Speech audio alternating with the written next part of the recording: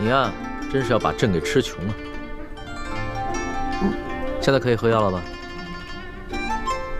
哦，快点儿。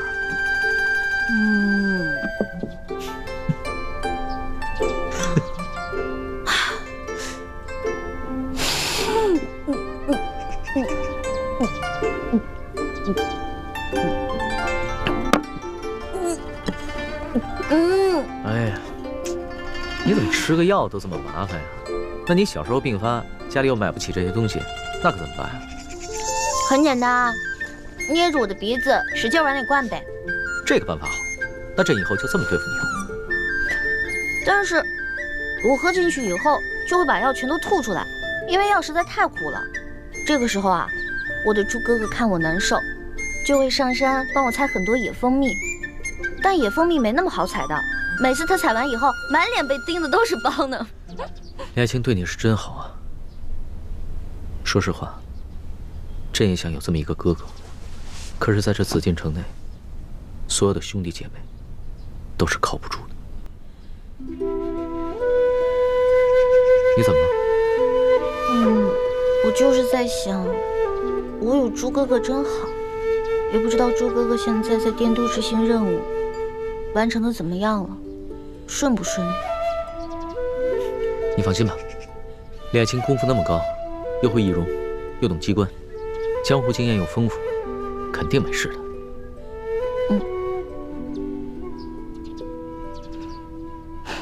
猪哥哥，对不起，你若回来发现我对龙小弟又割舍不下了，你一定会很失望、很伤心吧？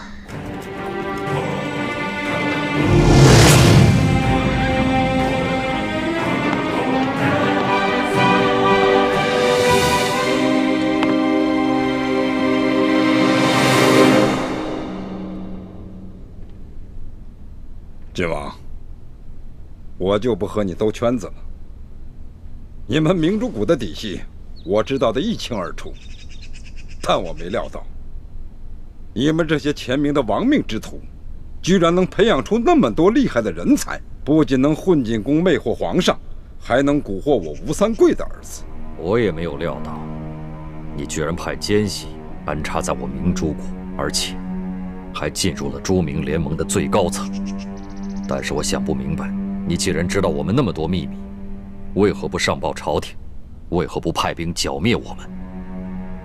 这就是我为何对你们围而不攻，并且把你请进我的营中做客的原因了。愿闻其详。很简单，我之所以留着你们，就是因为我对大清朝廷不放心。我知道，终有一天，他们自以为江山坐稳了，就会对我们这些归降藩王开刀了。我必须留着你们这些反清力量来牵制大清朝廷。一旦时机成熟，我还可以与你们合作。如何合作？2种方式。我不坏你的事，你也别坏我的事，大家井水不犯河水。那第二呢？就是你我冰释前嫌，结为盟友，将来一起起兵反叛，打下天下后，你我分国而治。你在中原恢复你的大明国号，而我割据云贵川两广湖南湖北建国大周。如此天下虽然分了朱吴2姓，但它仍是你我的天下。如果2种方式我都不答应了，很简单，我只需要一道密奏，将你们的一切秘密告知康熙小儿。到时候我们两败俱伤，我建不了周，你也复不了明，反倒让大清朝廷渔翁得利。你愿意吗？我当然不愿意。但你吴三桂杀死了永历帝，是大明最大的罪人，我怎么能与你合作？我那也是形势所逼。大清朝廷对我疑心那么重，我不亲手杀了永历帝以表忠心，就会被多尔衮干掉，不然我怎么能保得下这么大一份实力呢？你我都是将领，咱们先联手把这江山夺回来，咱们自己的矛盾再自己解决，如何？吴三桂，你当年逼着我亲手杀死我结发多年的妻子，如果我跟你合作，你放心得下？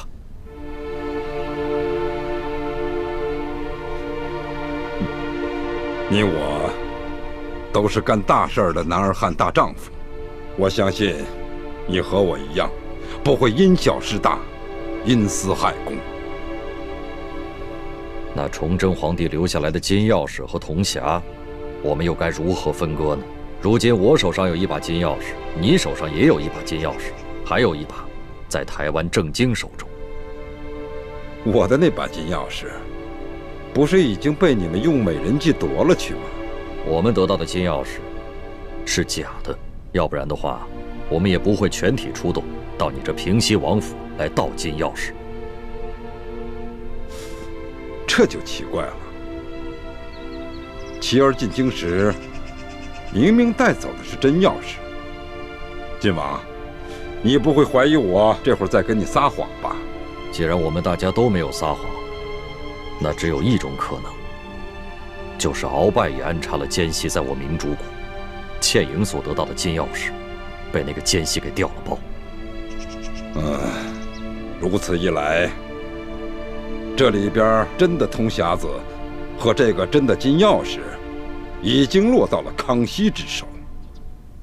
金钥匙估计是在康熙手中，但康熙手中的铜匣却是假的，真的铜匣不知道被哪方势力给调包了。啊，关于这个铜匣子和金钥匙，为了避免你我互相猜忌残杀，我们不如做个约定。什么约定？就是你我各凭手段获取金钥匙和铜匣子，然后汇总在一起打开宝藏，按各自付出分成，然后一起起兵，如何？好。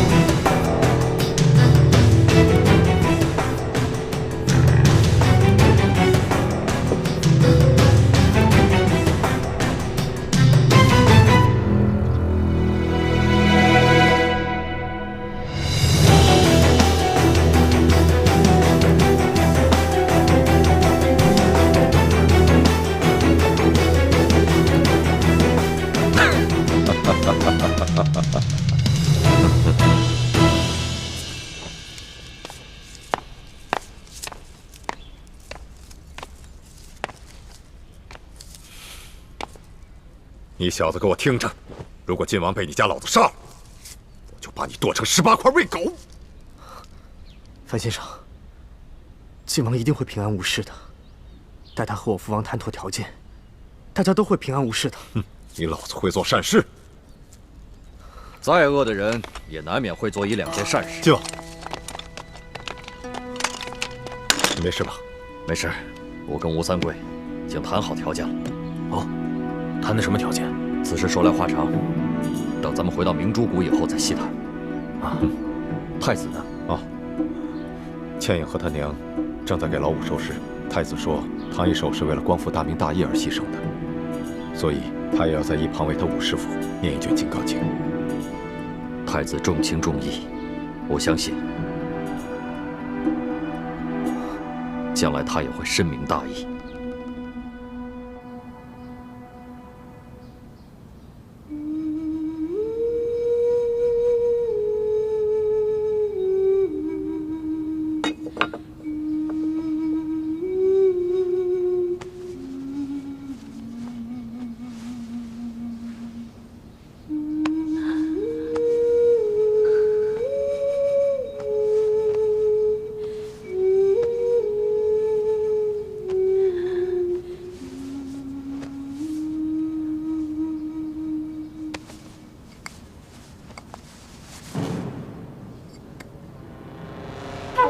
太子，你来看看，可识得此物？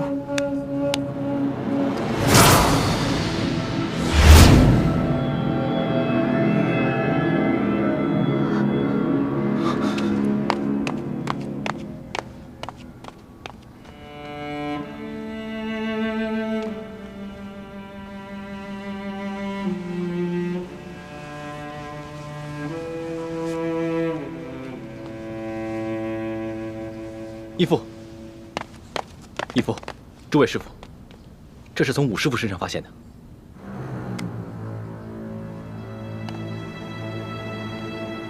这好像是清廷之物啊。没错，这腰牌是鳌拜特制的，专门交给他最亲近的心腹。我在鳌拜的府上见到过。那这么说，唐一手就是我们苦苦追查的清廷内奸。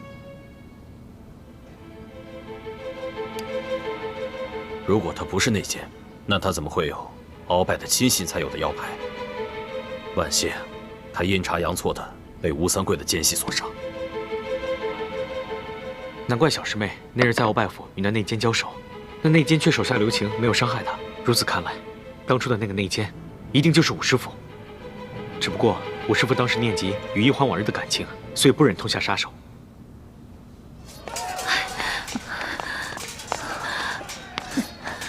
各位师傅，吴三桂又进宫了。不要紧，吴三桂的军中有朝廷的耳目，他们如果就这样把我们放了，他怕朝廷会怀疑他们，剿灭我们这些乱党不利，所以他就命令他的手下虚张声势，从东南西三面围攻我们。我们现在把秦氏和吴应期留下，从北面突围。晋王，怎么了？就这么把秦氏和吴应期给放了？这也是我和吴三桂谈好的条件之一。钱颖、默生，你们两个继续留在滇都。啊？我为什么还要留在滇都啊？虽然我们跟吴三桂结盟了，但是这个人阴险狡诈，不可相信。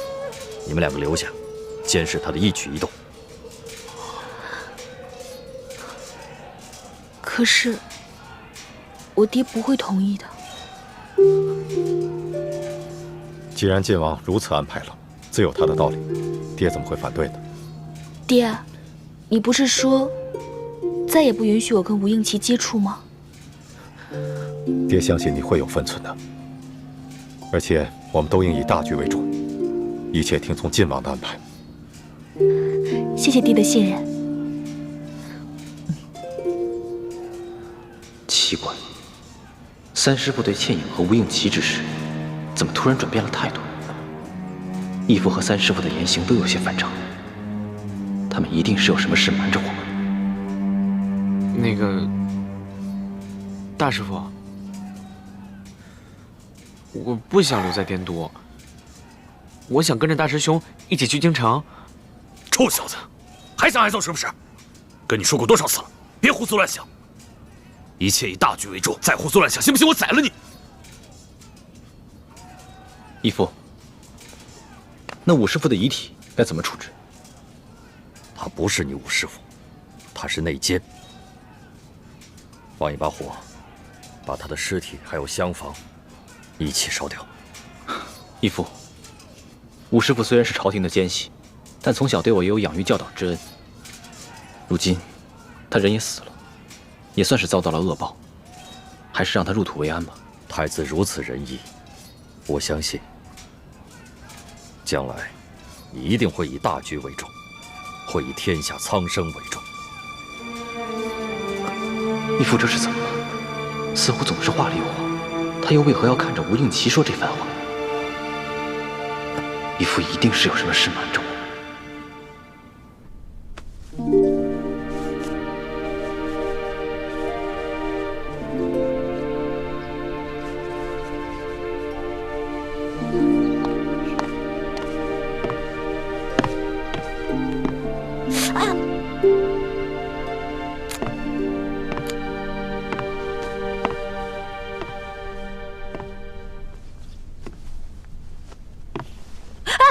老大，你这手还没好就别逞能了，等好了再秀呗，啊？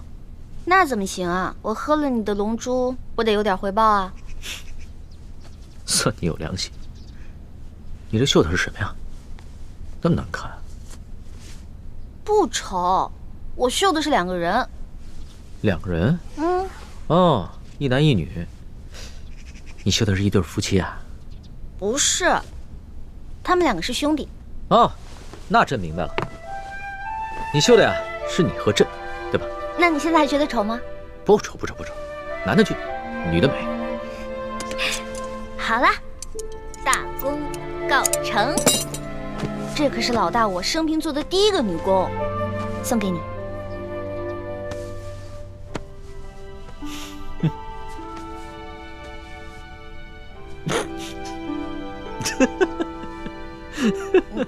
你哈哈什么呀？老大，你这个绣工实在是什么？不是老大，你这个一面绣着2只肥鸭，一面吧绣着一对丑人，这平生第一次收到这么有趣的礼物。龙小弟，这个荷包里面可以装香，可以驱虫防蚊，提神醒脑。你会把它带在身上吧？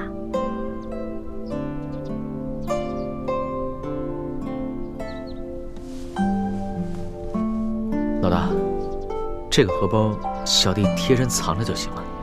若是公然挂于腰上的话，是不是也太不成体统了？老大，你是不是生气了？没有啊，你是皇上嘛，皇上戴这个肯定有失体统，而且我也丢不起这个人啊。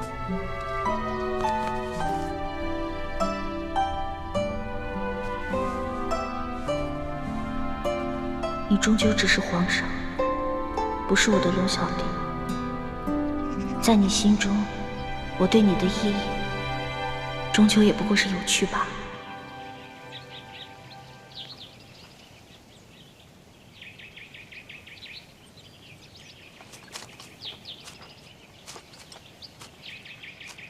好了，现在唐一手已经入土为安了，清廷内奸这个隐患已经清楚了。只可惜，还没有查出来吴三桂的内奸是谁。既是内奸，就不难查处。现在嫌疑范围已经缩小到寥寥数人，我相信他早晚会露出蛛丝马迹，我们一定能把那个内奸给揪出来。义父，那我先回京城，向康熙复命去了。好，我们等一会儿也要回明珠谷，刚好还可以同行一段路。晋王太子，我就不回明珠谷了，我要赶回山西追杀裘鬼，就此别过了。六师傅，那你自己多加小心，等完成了任务，赶紧回京城吧。京城还需要你的照应。放心吧，等我杀了裘鬼，解了倾城的后顾之忧，我就立刻回到紫禁城。好，告辞。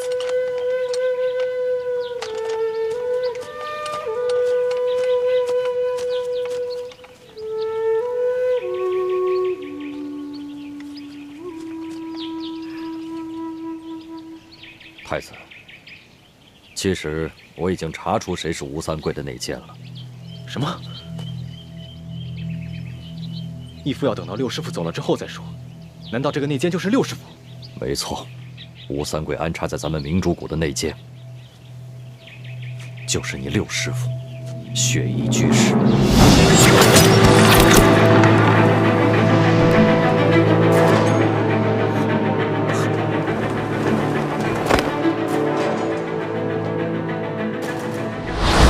梅花门主，你怎么会来明珠谷？如今已经没有梅花门了。我梅花门上下200多人，现在除了我雪衣居士，还有我的徒儿雪倾城，其他人都被清兵给杀死了。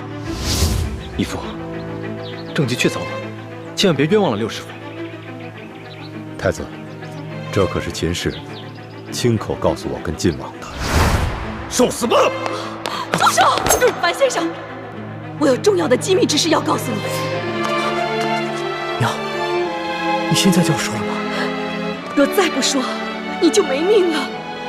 说，什么机密？休想拖延时间，不然我杀了他！我知道那奸是谁，是谁？但我要等到晋王回来，确保我母子的安全，我才能说。当时我是铁了心要杀吴应奇的，秦氏为了救他儿子的性命，被迫决定说出内奸是谁。当时我觉得事关重大，所以就悄悄地把晋王叫了回来。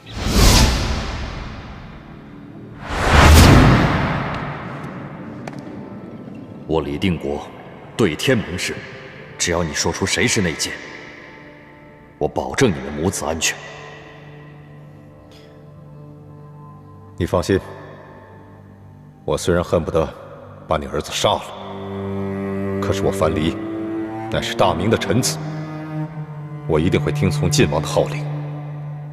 快说吧，你再拖延时间的话，我可没这个耐性。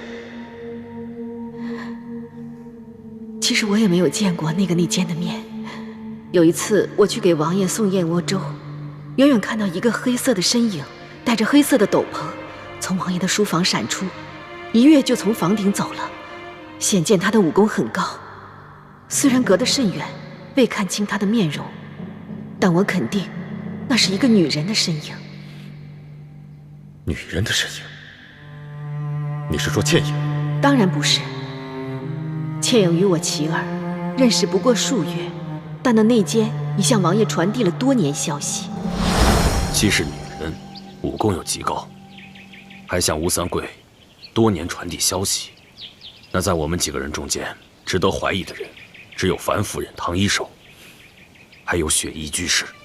幸亏秦氏他还记得，那次他看到黑影的日子是前年的9月13日，而那年秋天，我夫人跟唐一手一直未曾离开过明珠谷，倒是雪衣居士一直在外面执行任务，不然就很难洗清嫌疑啊。我们都以为那个内奸是从屋顶的破洞进入房间，杀死了易容的唐一手。我真的不知道。当时我娘给了我一杯水，我喝完之后就全身无法动弹。由于我臀部有伤，所以我只能侧卧背对着我娘。然后我就听见外面有嘈杂声，好像是厮杀声，接着房顶上就有声响了，好像是有一个人跳下来了。之后我娘就趴在我身上，我想问也问不出来，然后我的身体也动弹不了，我真的不知道是谁。刚才清兵偷袭的时候，大家都出去御敌，我因为腿上有伤，所以只能留下来守护他们母子。我当时也听到屋顶上有响动，但是却无法分身进屋查看，想来就是在那个时候，内奸由屋顶进入，杀了王妃。当我们看到屋顶破洞的时候，我们就以为内奸是从屋顶的破洞进入房间杀死唐一手，就没有怀疑到在外面跟我们一起御敌的雪衣居士。可当我知道这个内奸是个女人的时候，我仔细地回想了一下，第一个冲进厢房的就是雪衣居士。王妃，王妃！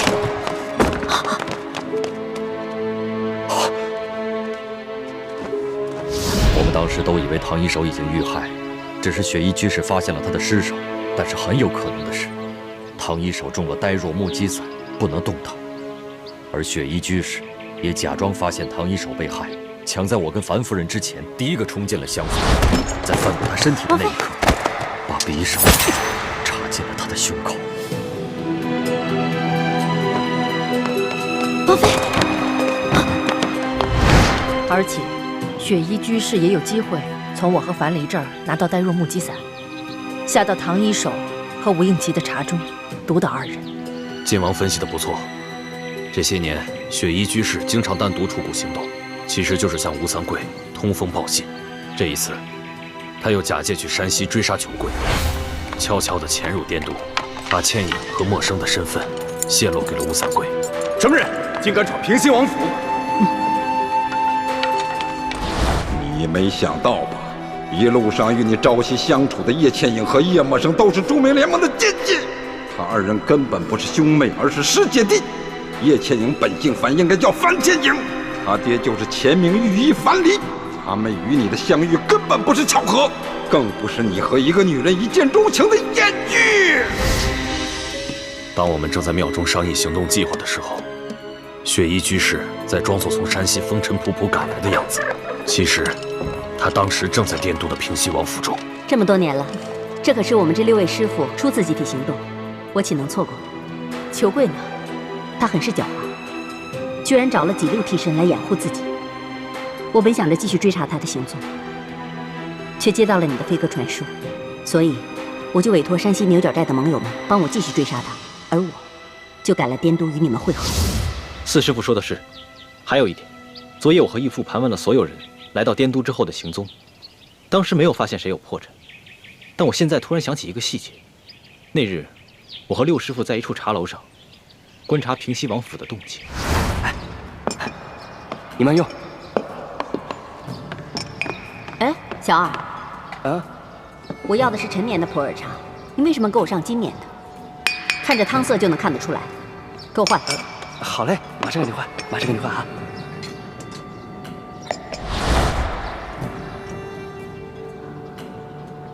六师傅，这茶味道不错呀。啊，我喜欢喝味道更浓艳的。我们明珠谷一向物资匮乏，条件艰苦，大家早就习惯了粗茶淡饭。为什么六师傅会对一盏茶水如此挑剔？现在想来，只有一种可能，那个茶楼的小二，就是吴三桂的奸细。六师傅在换茶的时候，将消息放在杯底，传递了出去。太子分析的很有道理。吴三桂一定是如此才知道了我们的计划，所以就设好了局，等我们跳进他的陷阱。如此一来，铜匣失踪之谜也说得通了。易欢好不容易在宫里拿到了真的铜匣，却不知被谁调了包。现在想来，应该就是六师傅。所以这铜匣现在应该还在吴三桂手上，他手上还有一把金钥匙。不要紧，吴三桂虽然拿到了真的铜匣，但他手上那把金钥匙也被人调了包。义父怎么确定吴三桂手上的金钥匙是假的？我想来想去，倩影从吴应琪那儿拿到的金钥匙，应该是真的。交由你之后，再由你带到京城，直到我们几个师傅到京城跟你会合，唐一手一定是趁这个时候，把金钥匙从你身上调了包。这把金钥匙是假的。看来只有这个可能了。但是鳌拜疯了。唐一手不可能把金钥匙交给鳌拜，现在又不幸被六师傅给杀了，这铜匣的线索又断了。也只能盼望天佑我大明，能够有奇迹发生，否则找不到金钥匙，打不开铜匣，就拿不到宝藏的地图，我们光复大明的大业就更加艰难了。想不到五师傅跟六师傅，一个是鳌拜的奸细，一个是吴三桂的奸细，他们还在我明珠谷潜伏了那么久。10多年前，我大明即将灭亡，当时为了保存实力，大量接收大明的流亡之士，在这中间，就难免混入了各方的奸细。既然鳌拜早就知道了明珠谷的实力，为什么不出兵剿灭我们？鳌拜的心思，可能跟吴三桂一样，他们怀疑康熙这个小皇帝会兔死狗烹，鸟尽弓藏，所以才留下我们这些隐患，以备不时之需。就像康熙小皇帝这次为了擒拿鳌拜，竟然冒险联合10多个摔跤的布库，亲自捉拿鳌拜。鳌拜若不是手上有我们这枚棋子，恐怕已经性命不保。义父，如果雪衣居士是吴三桂的内奸的话，那倾城会不会也……雪倾城是雪衣居士从小抚养带大的，他们名为师徒，实则情同母女。在雪衣居士的控制下，雪倾城很有可能也是吴三桂的内奸。所以我跟你三师傅才不动声色，就是为了不想打草惊蛇。如果倾城是内奸的话，那易欢就危险了。义父，我要马上赶回京城，把消息告诉易欢，以免他遭到倾城的暗算。好，但是你们要是发现了雪倾城也是内奸的话，千万不可轻举妄动，以免打草惊蛇。我们不妨来个将计就计，利用雪衣居士跟雪倾城，把假消息传递给吴三桂。义父放心吧，我明白。